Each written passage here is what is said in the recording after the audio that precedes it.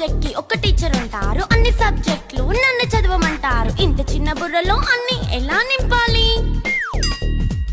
Class work, home work, fair notes అంటారు. Subject కి 3 books పెట్టి బ్యాగ్ నింపుతారు. ఇన్ఫాక్ట్ నా బరువు కన్నా నా బ్యాగ్ బరువే ఎక్కువ.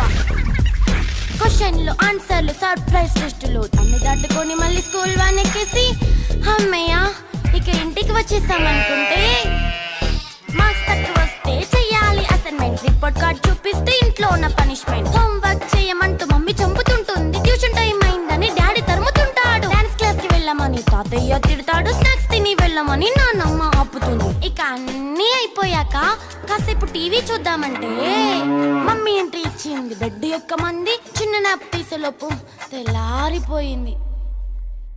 అయ్యో మళ్ళీ మొదలు